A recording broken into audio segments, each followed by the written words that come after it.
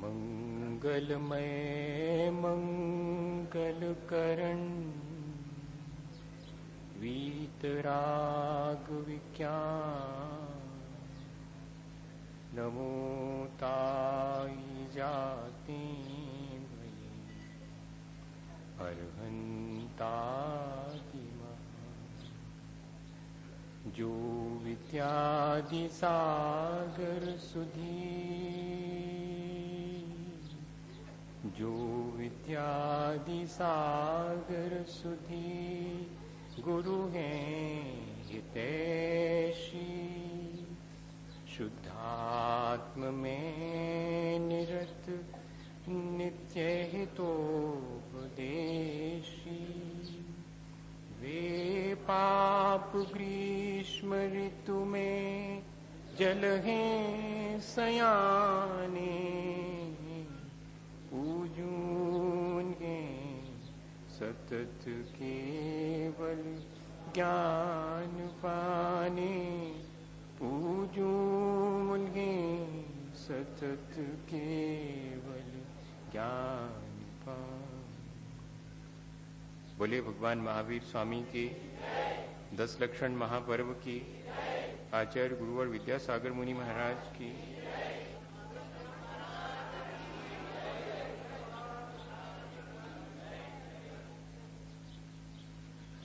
हम सभी लोग आचार्य भगवंतों के कहे अनुसार अपने जीवन को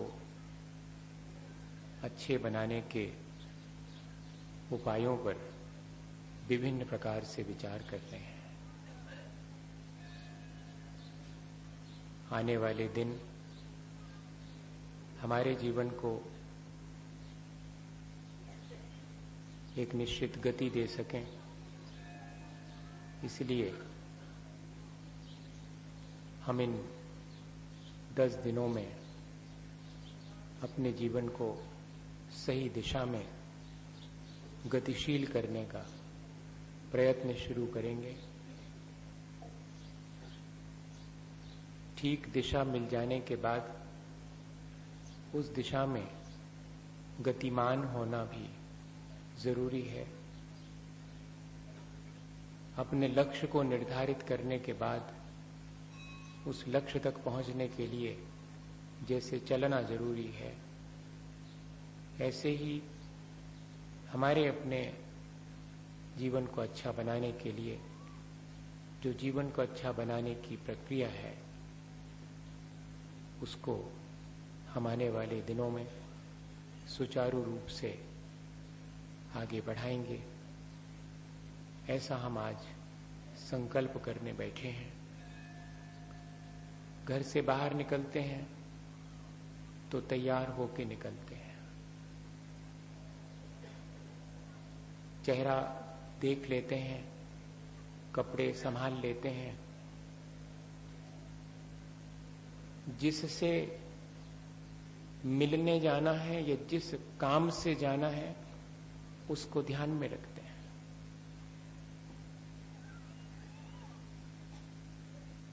और अगर अपने शहर से दूसरे शहर की यात्रा करनी हो तो थोड़ी और तैयारी कर लेते हैं। रास्ते में किन किन चीजों की जरूरत पड़ेगी वो सब भी सहेज करके पोटली में बांध करके साथ में ले जाते हैं।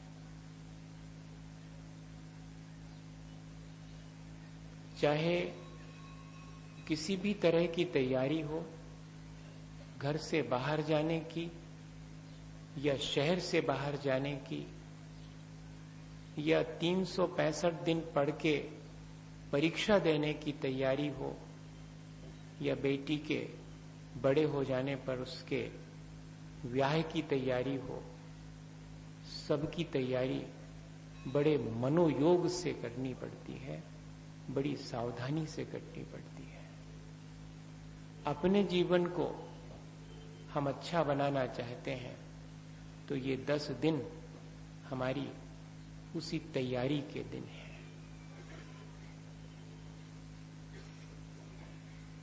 क्रोध आने पर मेरी कोई तैयारी है या नहीं है? मैं क्षमा भाव धारण कर सकूंगा? मेरे भीतर जब अहंकार उत्पन्न होगा तब वो मेरी विनय को नष्ट करने का प्रयत्न करेगा। मेरी उससे बचने की तैयारी है कि नहीं? मेरे अंदर दूसरे के प्रति छल कपट का भाव उत्पन्न होगा तब मैं कैसे अपने उस सरल स्वभाव को बनाए रख सकूंगा? ऐसी कोई तैयारी है क्या? संसार की लोभ लालच जब मुझे घेरेगी तब मैं उस सब के बीच भी अनासक्त रह सकूंगा? ऐसी भी तैयारी मेरी होनी चाहिए। हमने आज तक इस आंतरिक तैयारी की विशेष कोशिश नहीं की है। बाह्य तैयारियां हमारी है, हर बार बहुत अच्छे से हमने की हैं। बाह्य तैयारी के मतलब यही है कि सुबह से मुझे मंदिर जाना है, सुबह से मंदिर जाकर मुझे पूजा करनी है, पूजा करके मुझे जल्दी घर नहीं लौटना है, मुझे देर से लौटना है। क्यों? क्योंकि दिन भर में एक बार ही मुझे भोजन करना है। जल्दी सुबह से कर लूंगा तो दिन भर तो बहुत मुश्किल होगी, इसलिए मैं घर देर से लौटूंगा। आराम से 12 बजे भोजन शुरू करके 1:30-2 बजे तक एकासना करूंगा, फिर तो शाम तब तक आ ही जाएगी। फिर थोड़े से भीड़ भाड़ के बीच सांस्कृतिक कार्यक्रमों के नाम पर मैं अपना मनोरंजन कर लूंगा। पंडित जी आए होंगे तो उनकी सभा में तो क्या होगा, वो 2-4 बातें सुनाएंगे, वही सब उत्तम क्षमा गहो रे भाई, यही कहेंगे वो, और क्या कहेंगे। इसलिए मैं अपनी बाहरी तैयारी तो इतनी ही कर लेता हूं और हमेशा से करते आया हूं। एकासना कर लेना और उपवास कर लेना, ये सब भी बाह्य तैयारी है। रस परित्याग कर लेना, सब्जी नहीं खाना, दाढ़ी नहीं बनवाना, कपड़े नहीं धोना, नहाना नहीं, चाहे जो कर लो आप, सब बाह्य तैयारी है।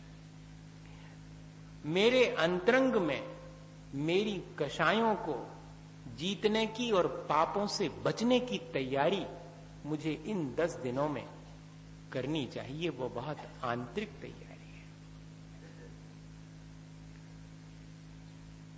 हम देखें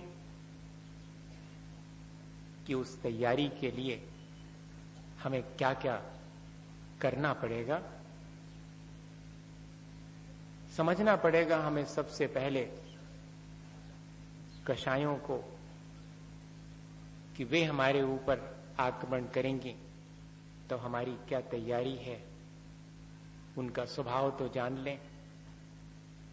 अणथोवम बणथोवम अग्गिथोवम कसाय थोवम। अभी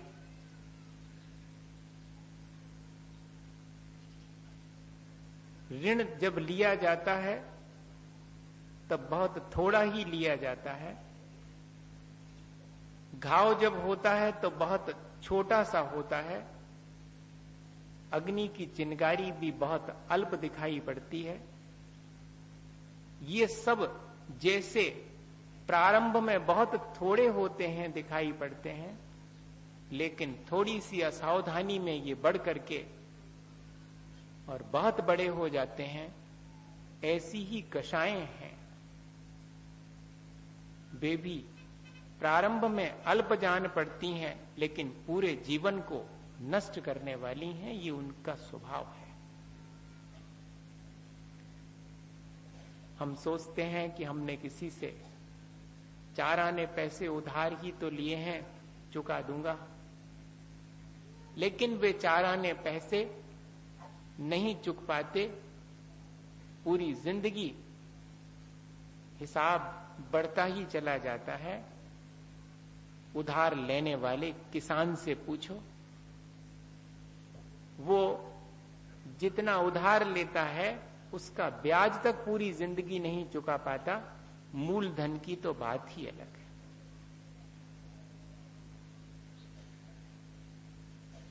और हमारे शरीर में कोई छोटा मोटा चोट लगने से घाव हो जाता है, हम अगर थोड़ी असावधानी कर दें तो वो घाव बड़ा होकर के नासूर बन सकता है, और हो सकता है कि जिस जगह पर वो हो उस पूरी जगह को ही नष्ट कर दे। अग्नि की छोटी सी चिंगारी हमारे देखते देखते हवा पा करके और महल को भी जला करके राख कर देती है। कषायों की तासीर भी ऐसी ही है। वे अल्प दिखाई देती हैं लेकिन बढ़ करके बहुत हो जाती हैं। जैसे कि बट वृक्ष का बीज बहुत छोटा सा दिखाई पड़ता है, लेकिन उससे जमीन, हवा, पानी और मिट्टी मिल जाने पर वो बढ़ करके और बहुत बड़े हिस्से को जमीन के घेर लेता है। सिरेंज से डॉक्टर हमारे अंदर जरा से छेद से कितनी सारी दवाई भीतर डाल देता है, और छेद कितना सा है, बहुत बारीक सा है। ऐसे ही है ये कषायें। एक बार हमारे भीतर अगर ये किसी माध्यम से प्रवेश पा जाती हैं तब ये अपना बहुत विस्तार कर लेते हैं। हमें इनके स्वभाव को जान करके ही अपनी तैयारी करनी चाहिए।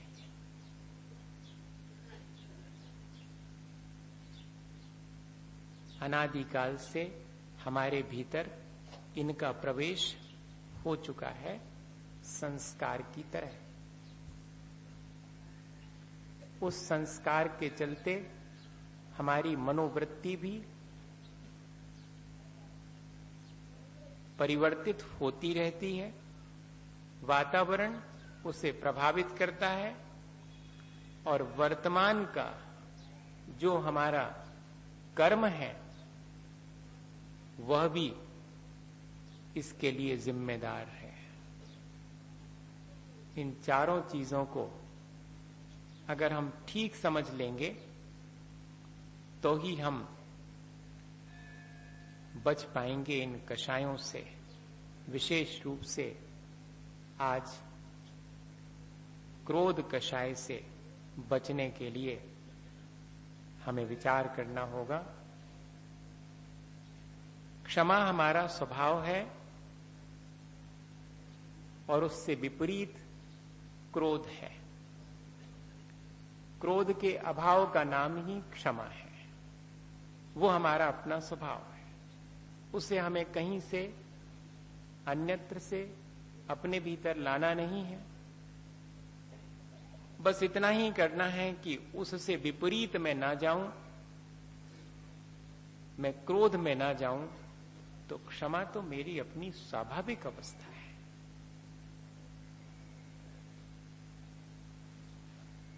अपन सामान्य रूप से क्षमा का अर्थ क्या लेते हैं? गुस्सा आ जावे तो क्षमा कर देना। नहीं, क्रोध ही ना आना, वास्तव में तो क्षमा यही है। क्रोध आ जाने के बाद फिर क्षमा करना,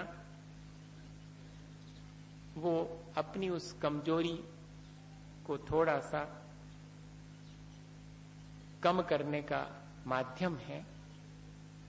पर वास्तव में तैयारी तो हमारी ऐसी होनी चाहिए कि हमारा अपना स्वभाव जो क्षमा का है वो बना रहे और क्रोध उत्पन्न ही ना हो।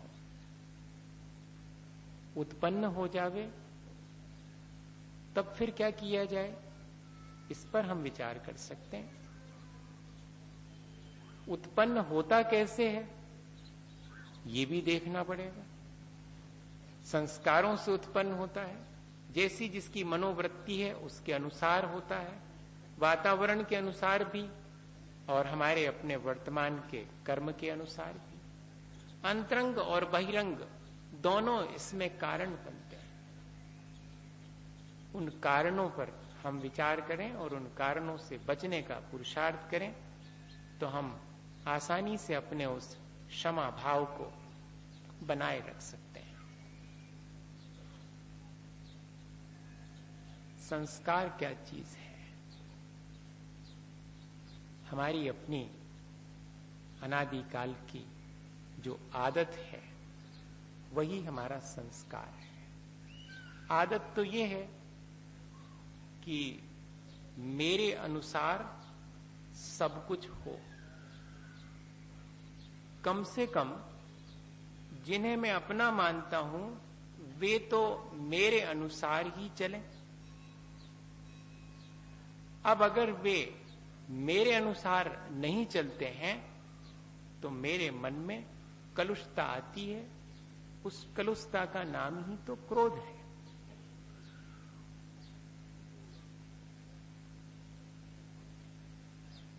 हमें जितनी अपेक्षाएं हैं उतना ही हमारे मन में क्रोध उत्पन्न होगा। ये संस्कार हमारा हमें इसी तरफ ले जाने वाला है। संस्कारवश हम अपेक्षाएं करते हैं और वे अपेक्षाएं हमें क्रोध में ले जाती हैं। सबके अंदर यही एक संस्कार, एक आदत बनी हुई है जिनसे हमारे मन में लगाव होता है, उनसे हमारी अपेक्षाएं बहुत होती हैं। जैसे कि हमारा बेटा है तो हमारे बेटे से हमें अपेक्षा होती है कि पढ़ लिख करके होशियार बने, और अगर वो बुद्धू निकल जाए तो क्या लगता है? गुस्सा आता है, क्रोध आता है कि नहीं आता? बाजू वाले का बेटा बुद्धू रहा आवे तो रहा आवे, मुझे कोई उससे गुस्सा नहीं आता। मेरा बेटा, मुझे उससे अपेक्षा थी कि बुद्धिमान बनेगा, लेकिन बुद्धू निकल गया, पढ़ता ही लिखता नहीं है। पढ़ता लिखता भी है मान लो तो कमती नंबर लाता है।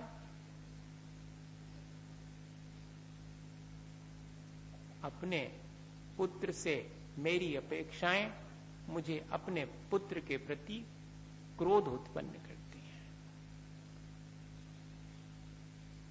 जिन जिन के प्रति मैं जो अपेक्षा रखता हूं उस अपेक्षा की पूर्ति नहीं होने पर मैं फिर क्रोध में गिर जाता हूं, अपने क्षमा भाव से विचलित हो जाता हूं।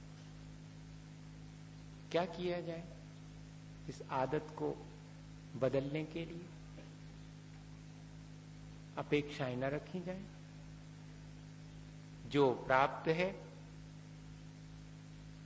जो प्राप्त हो सकता है, उसकी तरफ देखा जाए और विचार किया जाए कि मेरा ही अकेला मन नहीं है, सामने वाले का भी तो मन है, वो भी तो कुछ मेरे से अपेक्षा रखता होगा, उसकी अपनी सामर्थ्य भी है, मैं उसकी सामर्थ्य से अधिक उससे अपेक्षा रखूं तो वो कैसे पूरी कर सकेगा?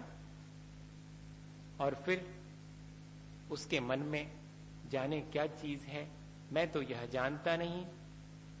उसने अपने मन का किया होगा, मेरे मन का नहीं हुआ पर उसके मन का हुआ है। यदि उसे उसमें ही प्रसन्नता है तो फिर मुझे क्रोधित होने की आवश्यकता नहीं है। यह एक विचार हमें इन अपेक्षाओं से बचाने में सहायक हो सकता है यदि हम चाहें तो, लेकिन बहुत आसान नहीं है, बहुत मुश्किल काम है। दूसरा हमसे अपेक्षाएं रखता है, हम दूसरे से अपेक्षाएं रखते हैं, और दोनों एक दूसरे के प्रति क्रोध से भर जाते हैं। हमें विचार करना चाहिए अपनी इस आदत, इस संस्कार को तोड़ने का। हमारे अंदर मनोवृत्तियां बहुत प्रकार की हैं। कब हमारा मन किस तरह का होगा, एक ही बात को हम चाहे तो जिस ढंग से सोचें उस ढंग से सोच सकते हैं।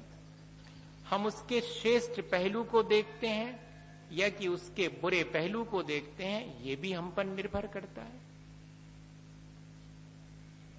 हमारी सकारात्मक सोच है या कि नकारात्मक सोच है, ये मनोवृत्ति हमारी स्वयं हमें देखना पड़ेगी। जिसका नकारात्मक सोच है वो हमेशा क्रोध से ही भरा रहेगा, वो कभी क्षमा भाव धारण ही नहीं कर सकता। जैसे कि बगीचे में भौरा भी जाता है और मक्खी महारानी भी जाती हैं। भौरा तो बगीचे में खिले हुए फूलों से पराग ग्रहण करके उनकी सुगंध लेकर के प्रसन्न चित्त वापस लौट जाता है, और मक्खी महारानी उसी बगीचे में जितना सड़ा गला गंदा पड़ा है उसी पे जाके विराजती हैं।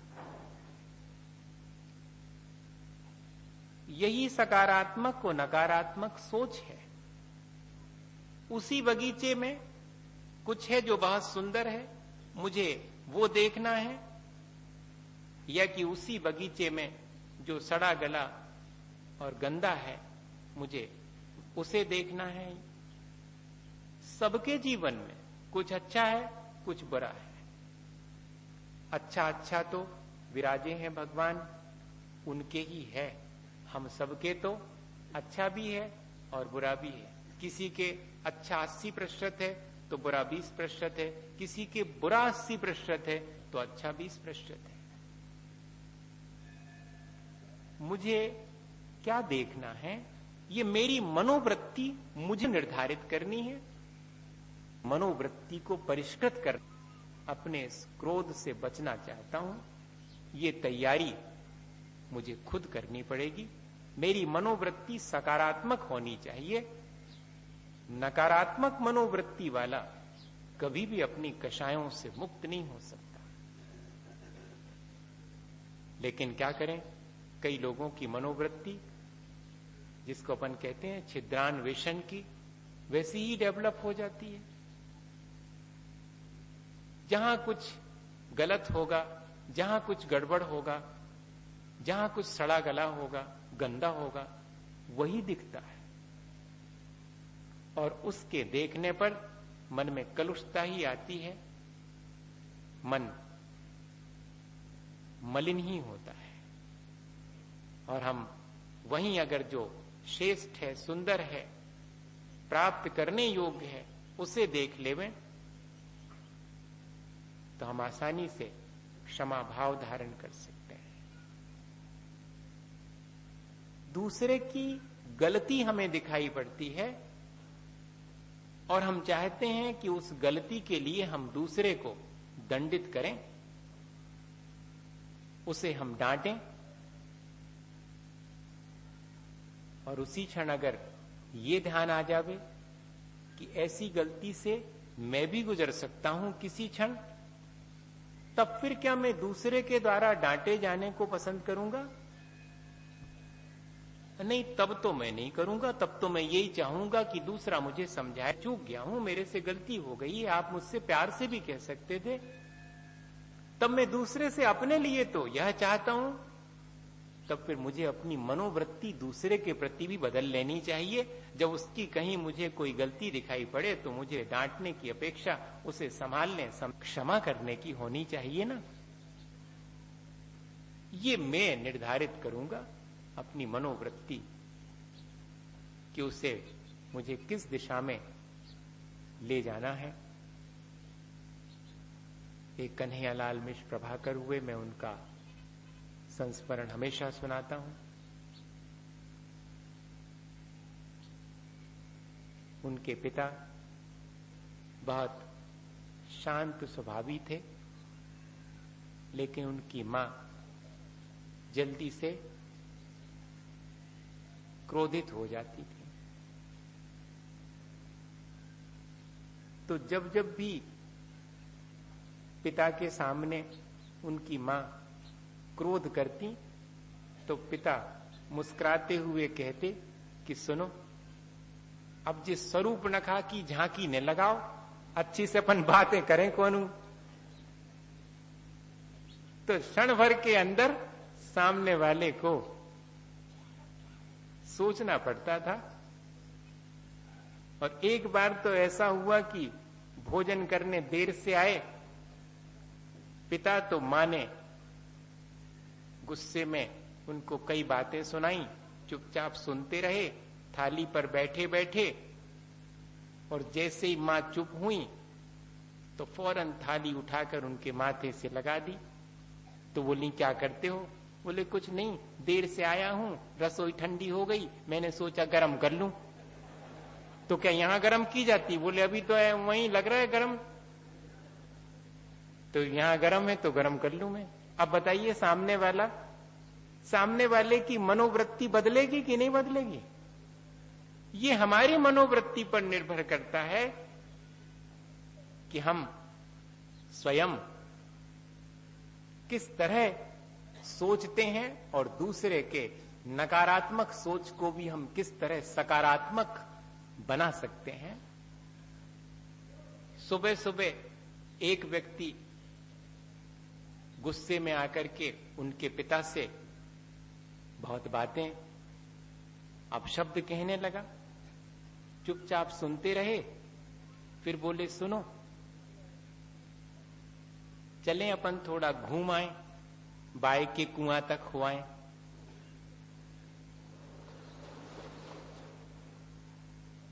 तो बोलता कि क्यों, वहां क्या करेंगे? कहते वहां अखाड़ा है। तो अखाड़ा का मतलब? बोले तुम्हारा मन लड़ने का है, तुम्हारा जोड़ीदार मिलवा दूंगा, मेरी तो अभी लड़ने की बिल्कुल इच्छा नहीं। अब सामने वाला मुस्कुरा दिया तो बात सामान्य हो गई। मैं ये कह रहा हूं कि मेरी मनोवृत्ति पर निर्भर करता है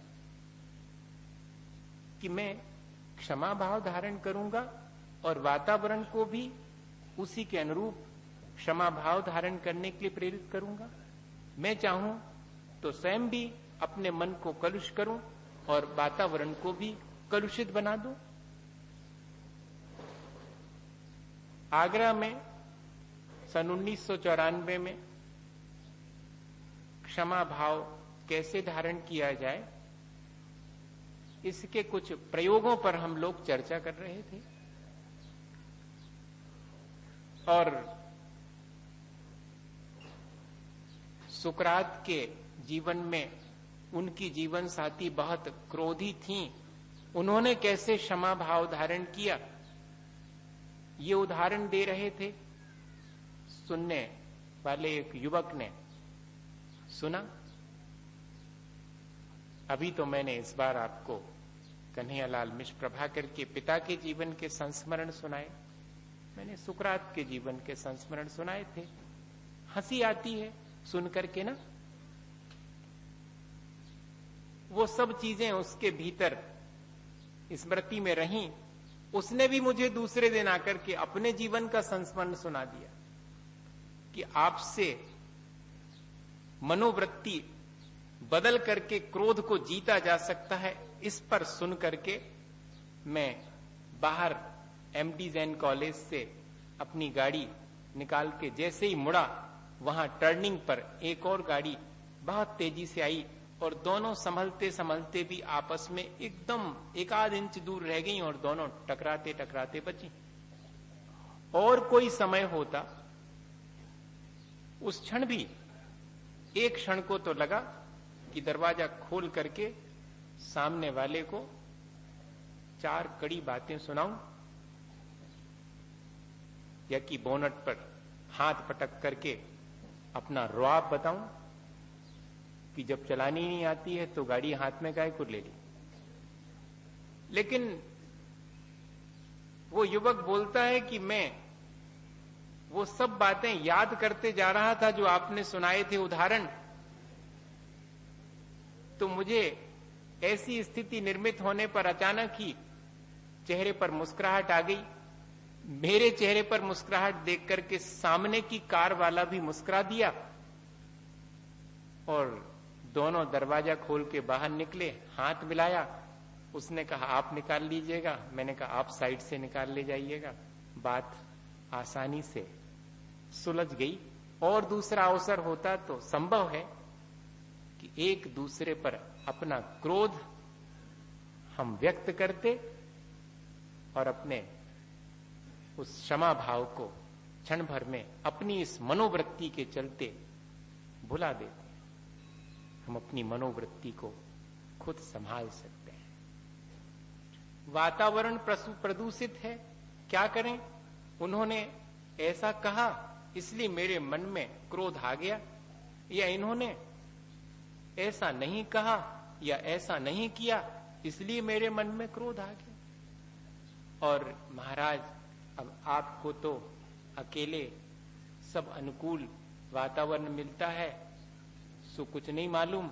हमें तो महाराज सबके बीच में रहना पड़ता है, 4 जनों की 4 ऊंची नीची बातें सुनना पड़ती हैं, सो हम ही जानते हैं ये बातें तो बहुत संभव नहीं है। वातावरण अब आज का ऐसा नहीं है कि कोई क्षमा धारण कर सके, और क्षमा धारण करने वाले को तो कमजोर माना जाता है। महाराज छोड़ो, अपनो टेरर भी क्रिएट करके रखना चाहिए, आतंक, है ना। ये वातावरण है। प्रदूषित वातावरण मेरी कषायों को उद्रेकित करने में कारण बनता है। ये कहना ठीक है, गलत तो नहीं है, लेकिन ऐसी स्थिति से भी मैं किस तरह से बचकर के निकलूं, ये मेरी तैयारी होनी चाहिए। जब वातावरण मेरे प्रतिकूल हो तब भी क्या मैं अपनी मन स्थिति को संभाले रह सकता हूं? मैं वातावरण से अप्रभावित रह सकता हूं? रहा जा सकता है।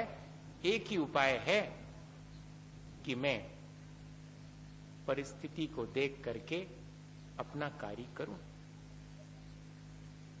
सामने वाले को क्रोध आ रहा है या कि कोई चीज मेरे विपरीत है, तब मेरे भीतर क्रोध आ रहा है। दोनों ही स्थितियां हैं। सामने वाला मुझे गुस्सा दिला रहा है या सामने वाले के गुस्से को देख करके मेरा गुस्सा उद्रेकित हो रहा है, दोनों स्थितियां हैं। इनसे भी मुझे बचने का क्या उपाय करना चाहिए? अब मान लीजिएगा, उदाहरण से समझ लेते हैं। सामने वाला बेवजह मतलब बाहरी कोई कारण नहीं है क्रोध का, अंतरंग में तो उसके क्रोध कषाय का उदय है ही, इसलिए तो वो क्रोध में कलुषता की तरफ जा रहा है। लेकिन अपन जान रहे हैं कि अभी हमारी तरफ से कोई उसे इस तरह की बात नहीं कही गई है कि वो क्रोध करे। वो बेवजह स्वयं ही क्रोध कर रहा है। मुझे क्या करना चाहिए? मुझे भी क्या वैसा ही क्रोध जैसा वो कर रहा है मुझे कर लेना चाहिए? बुद्धिमानी है क्या इसमें? कोई व्यक्ति कुएं में गिरता हो तो उसके देखा देखी मुझे भी गिरना चाहिए क्या? इसमें तो कोई बुद्धिमानी नहीं है। तब उसके क्रोध से मैं प्रभावित नहीं होऊंगा। अगर मैं ऐसा विचार करूं कि सामने वाला बेचारा वैसी तकलीफ में है, वैसी परेशानी में है, वो अपने क्रोध को संभाल नहीं पा रहा है, और मैं अगर ऐसी स्थिति में और स्वयं को ना संभालूं तो ये तो मेरी गैर बुद्धिमानी होगी। क्योंकि क्रोध करने वाला स्वयं ही तकलीफ पाता है, उस पर तो दया ही की जानी चाहिए।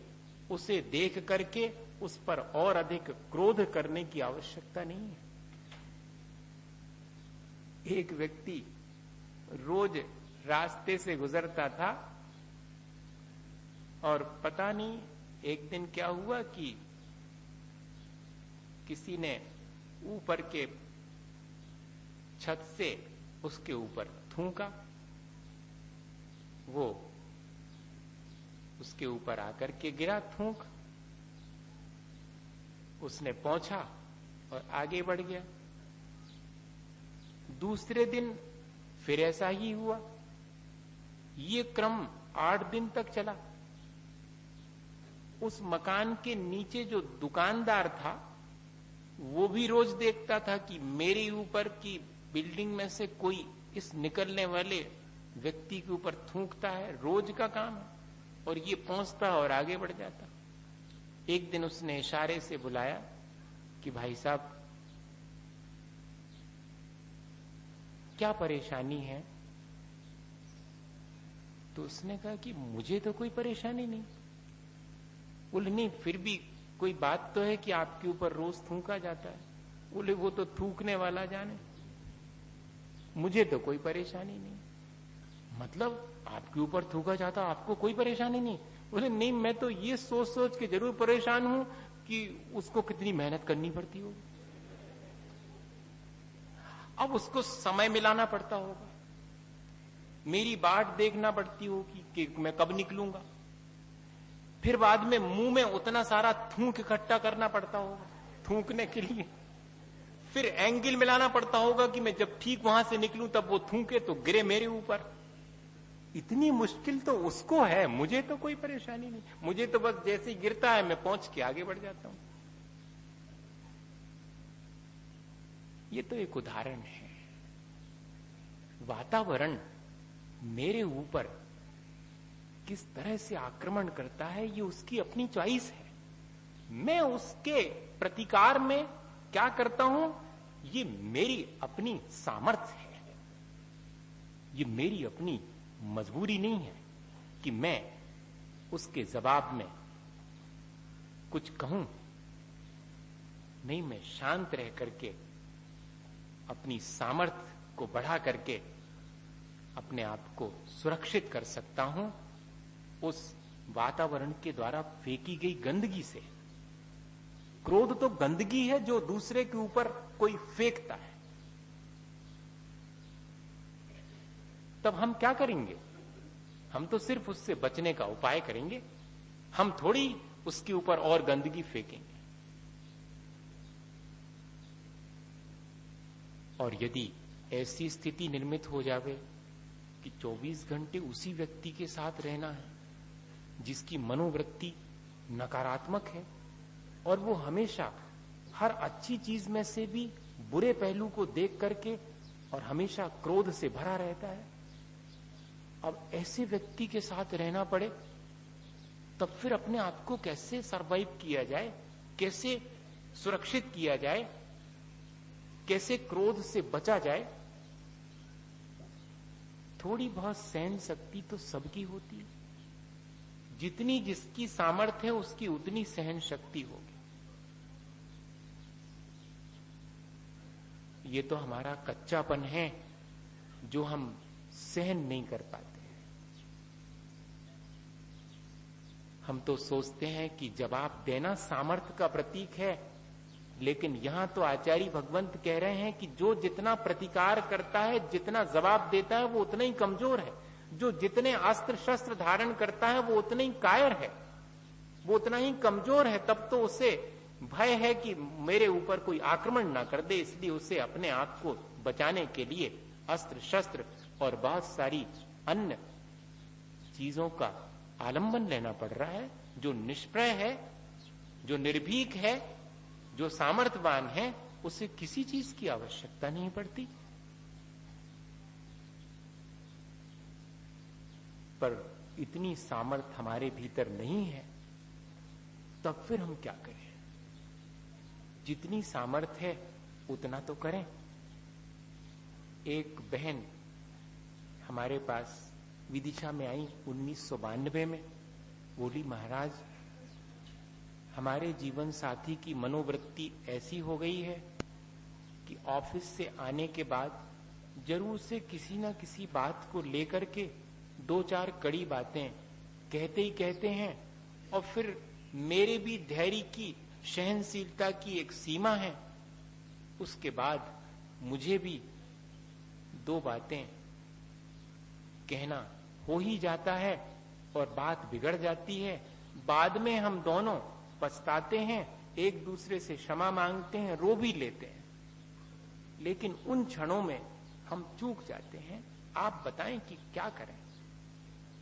वह जो हमारे भीतर कलुषता आती है, वो एक संस्कार हमारे भीतर निर्मित करके जाती है, हमारे संसार को बढ़ाने वाली है। आप कुछ बताइएगा। क्रोध नहीं करना चाहिए ये कहना तो बहुत आसान है, क्षमा भाव धारण करना चाहिए ये कहना भी बहुत आसान है, लेकिन जब ऐसी परिस्थिति निर्मित हो तब क्या करना चाहिए ये करना बहुत कठिन है। अब मैंने उनसे कहा कि कितनी बातें आप सुन पाते हैं उनकी, तो बोले कि 4-5 बातें तो हम अच्छे से सुन लेते हैं, हमें मन में बिल्कुल भी बुरा नहीं लगता, लेकिन जब ज्यादा हो जाता है तो फिर हमें भी बुरा लगने लगता है। हमारा भी तो वजूद है, हमारा भी तो अस्तित्व है। हमने कहा फिर ठीक है, जितना आप सहन कर सको उतना सुन लिया। उसके बाद भी अगर सामने वाला कहने लगे तो उससे कह दिया करे कि अब थोड़ा भोजन वोजन कर लो, हाथ पैर धो करके, फिर बाद में जितना बचा हो बाद में कह लेना, जब तक हम भी थोड़ी अपनी सहन शक्ति बढ़ाए लेते। कहले महाराज आप तो लड़वा हो हमें ऐसे में। मैंने कहा नहीं, आप करके देख, उपाय तो करना पड़ेगा। और सचमुच वो उपाय कारगर हो गया। जैसे ही ऑफिस से जीवन साथी उनके लौटे, हाथ पैर धोते चले जा रहे हैं और बड़बड़ा रहे हैं, ये नहीं हुआ वो नहीं हुआ, घर में आओ तो बस यही सब लगा हुआ है। अब नेगेटिव फीलिंग्स होती है, हर व्यक्ति के अंदर होती है। तो ये सुनते रहे, 4-5 बातें तो बहन ने सुनी, फिर बाद में धीरे से कहा अब चलो रोटी चे लो, भोजन वोजन कर लो, फिर जो कछु रहेगा वो बाद में कह लियो। अब इतना जैसे ही सुना मुझे उपदेश देती है। किसने कहा था? अब इनको कुछ नहीं सूझा कि अब तो हमारी ये बिगड़ी बात तो कहले महाराज ने बताई थी। जैसे ही ये सुना और सिर पर मानो घड़ों पानी गिर गया। अरे मैं व्यर्थ ही इस तरह क्रोध करता हूं। और बात वहीं समाप्त हो गई। दूसरे के क्रोध में हम और जैसे अग्नि में ईंधन डालते हैं, वैसा ही चाहें तो उसे बढ़ाने में निमित्त बनने वाली बात भी कह सकते हैं, और हम चाहें तो अग्नि में जैसे पानी डालकर उसे बुझाया जा सकता है, ऐसे ही सामने वाले के क्रोध को कम करने में हम चाहें तो अपनी मन स्थिति को संभाल करके वैसा भी कर सकते हैं। वातावरण कितना भी प्रदूषित क्यों ना हो, लेकिन हम अपने मन को संभाल करके उस परिस्थिति जनित विकार से बच सकते हैं। और आखिरी चीज कि हमारे अंदर उठने वाले जो राग द्वेष हैं, जो हम सुबह से शाम तक कर्म करते हैं, उन कर्मों को भी हमें जरा व्यवस्थित करना पड़ेगा, तब जाकर के हम क्रोध से बच पाएंगे।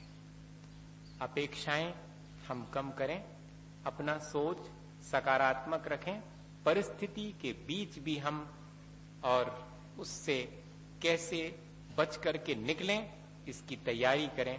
और आखिरी चीज है कि हम अपने कर्मों को बहुत व्यवस्थित ढंग से करें। हमें सुबह से शाम तक कोई ना कोई कर्म करना ही पड़ता है। जिसकी चेतना जैसी होती है उसके कर्म भी उसके अनुरूप ही होते हैं। तो कर्म को व्यवस्थित करने के मायने क्या है? मेरी अपनी चेतना को मैं व्यवस्थित करूं। और चेतना अव्यवस्थित होती है मेरे अपने परिणामों से, और उससे व्यवस्थित भी किया जा सकता है अपने ही परिणामों के द्वारा।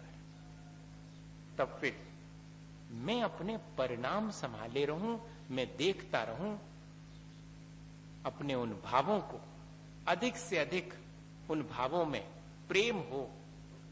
जिसके भावों में जितना अधिक प्रेम होगा वो उतना कम क्रोध की तरफ जाएगा।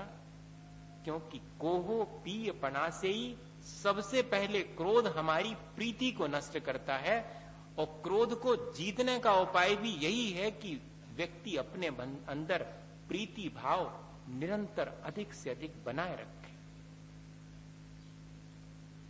ये कर्म हमारे जितने भी हों वो सुबह से शाम तक अत्यंत प्रेम पूर्वक हम अपने कार्य करें। फिर देखिएगा कैसे हम क्रोध से नहीं बच पाते हैं। अवश्य बच पाएंगे। असल में हम अपने कार्यों को बहुत बेतरतीबी से करते हैं। अगर हम उन्हें व्यवस्थित और बहुत प्रेम पूर्ण ढंग से हम उनको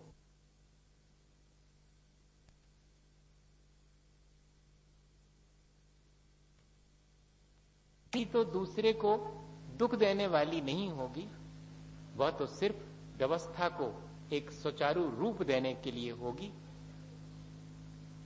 अगर इस तरह हम अपने कर्मों को करें तो भी हम कर सकते हैं। हमारी चेतना को हम परिष्कृत करें, हमारे परिणामों को हम हमेशा अच्छा बनाए रखें, ताकि वे बुरी तरफ जाने का उन्हें अवसर ही ना मिले। जैसे अपन कहते हैं कि अच्छे काम में लगे रहो ताकि बुरे काम के लिए अवसर ही ना मिले। मैं इतना प्रेम से भरा हूं कि दूसरे के द्वारा किया गया क्रोध भी मेरे प्रेम में और नष्ट हो गया।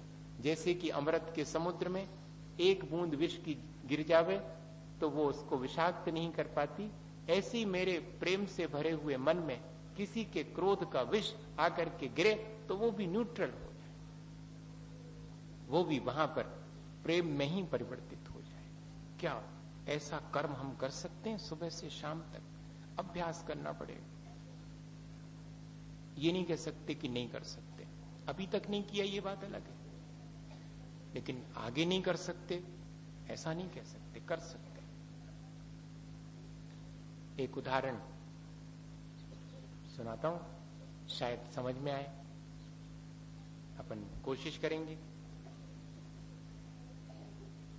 वैसे तो आचार्य भगवंतों ने एक ही लाइन लिखी है,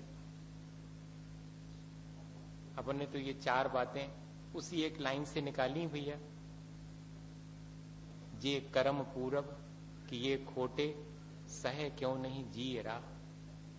बात तो इतनी सी है और कुछ नहीं। अगर ऐसा विचार आ जावे तब तो मनोवृत्ति बदल जाएगी।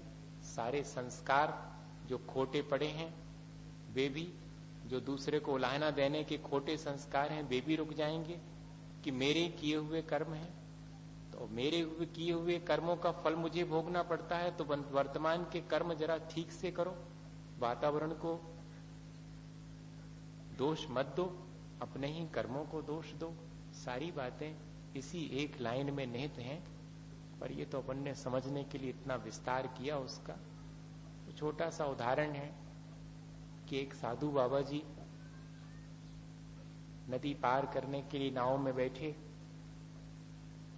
और नाव चली, और भी लोग जिसमें से अधिकांश नवयुवक थे वे उसमें यात्रा कर रहे थे। नवयुवकों में कुछ बातें बहुत अच्छी होती हैं, कुछ बातें जिसे उनकी उम्र कहें या उनकी संस्कारहीनता कहें, दोनों ही चीजें हैं। उम्र तो मन समझाने के लिए कहना पड़ता है, वास्तव में तो संस्कारहीनता ही है जो कि व्यक्ति को पतन की तरफ ले जाती है, अपने और दूसरे की। तो वे जो नवयुवक थे वो उन साधु बाबा जी की हंसी उड़ाने लगे। अब हंसी उनने कैसे उड़ाई होगी आप स्वयं विचार करो, क्योंकि अपन को तो इसकी बहुत आदत है। मुझे अलग से इसके कहने की आवश्यकता नहीं है कि क्या क्या कहा होगा, कैसे हंसी उड़ाई होगी, कैसे उनका मजाक बनाया होगा। अपन को तो दिन भर में ऐसे बहुत अवसर आते हैं कि जो सज्जन हैं उनका अपन भी कितना मजा लेते रहते हैं, उनकी सज्जनता का। उनसे सज्जनता का पाठ नहीं सीखते, बल्कि उन्हें अपनी दुर्जनता का पाठ सिखाने के लिए उनकी सज्जनता का मखौल उड़ाते हैं। हाँ, क्या करें, आदत है। उनकी भी ऐसे ही आदत में था।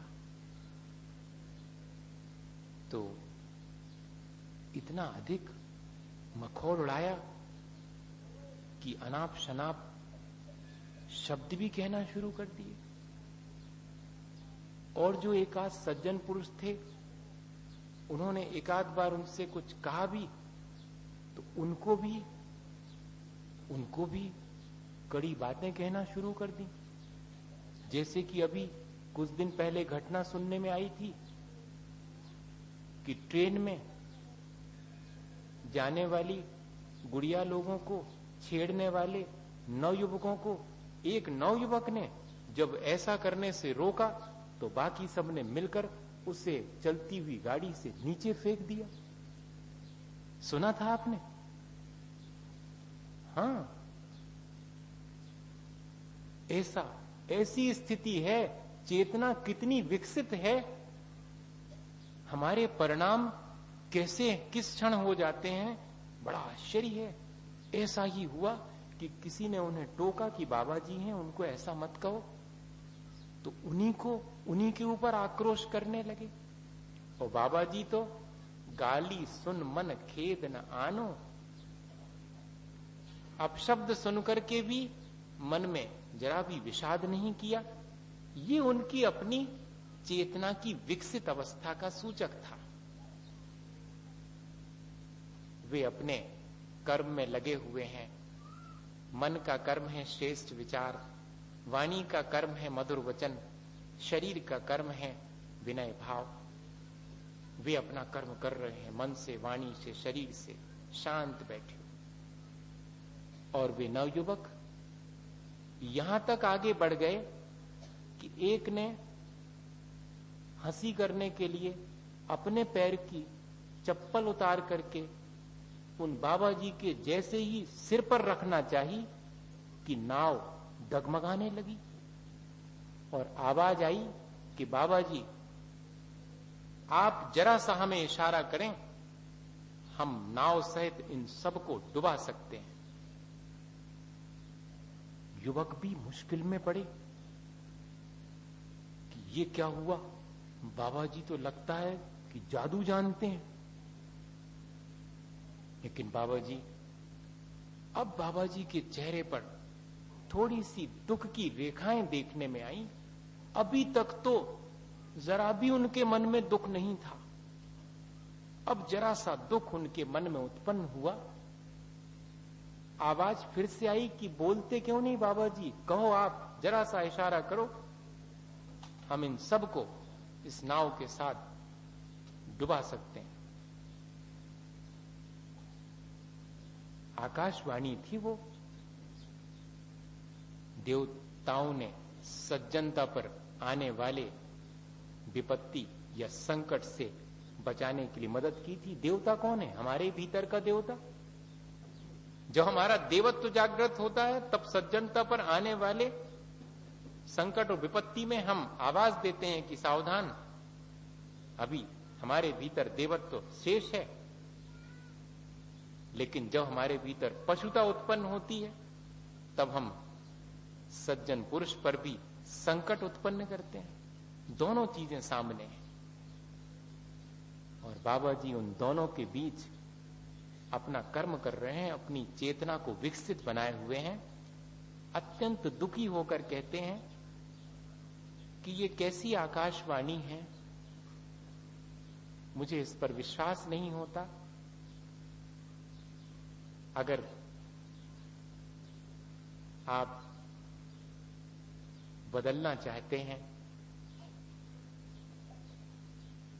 तो इतना ही करिएगा, पलटना चाहते हैं तो नाव मत पलटिएगा, हो सके तो इन सब की बुद्धि पलट दीजिएगा। नाव पलटने से और इनके डिबाने से कार्य सिद्ध नहीं होगा।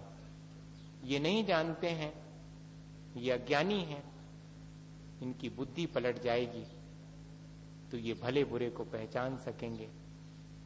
बताइए, हमारा अपना कर्म, हमारी अपनी चेतना क्या इतनी विकसित है? करना चाहिए जैसी उन साधु जी की थी कि कोई कितना भी हमें संकट और विपत्ति में डाले फिर भी हम अपने कर्म को, अपनी वाणी, अपने विचार और अपने शरीर की क्रियाओं को परिवर्तित नहीं करेंगे। हम तो अपनी चेतना को उतना ही विकसित बनाए रखेंगे। तो इस तरह हम अगर चाहें तो अपने अच्छे संस्कारों को बढ़ाकर, अपनी मनोवृत्ति को सकारात्मक बनाकर, वातावरण के बीच और अत्यंत स्वस्थ मानसिकता के साथ चेतना को निर्मल बनाए रखते हुए इस कषाय को, क्रोध को जीत करके अपने उस स्वाभाविक क्षमा भाव को बरकरार रख सकते हैं। इसी भावना के साथ कि हम अपने स्वभाव को बनाए रखें और विकारों की तरफ जाने से बचते रहें। बोले आचार्य गुरुवर विद्यासागर मुनि।